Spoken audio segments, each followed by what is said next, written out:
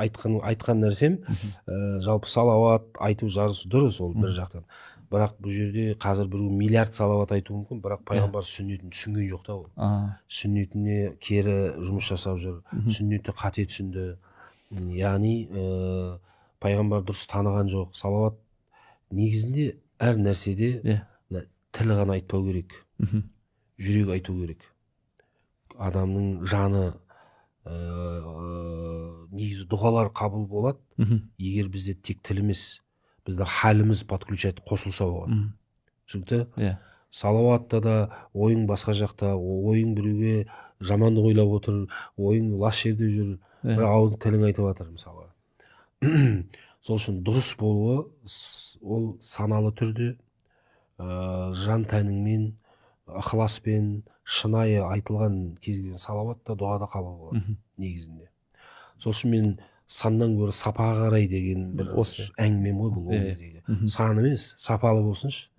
Оны миллиард емес, аз болса да бірақ сапалы болсын.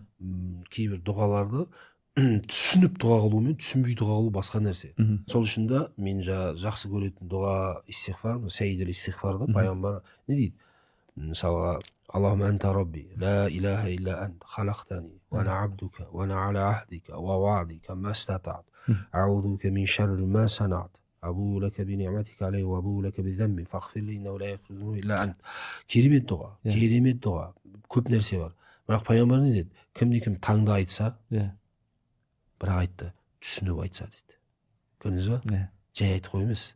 Соның философиясын, мазмұнын, не айтқысы келген, Аллахум анта рабби, раб екендігін, халақтани, халық екендігін, мысалға, көп нәрсе бар ол жерде. Мысалға, өзіңнің әлсіздігің бар, нығмет беруші Алла екен.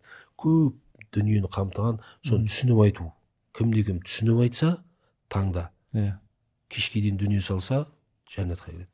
Кешкісін айтып, таңға дейін дүние салса, жәннатқа келеді дегені түсінсе. Түсіну, сену соған. Түсінікті? Сол кезде оның салмағы болады, сол кезде оның пайғамбар айтқандай болады. Нақты.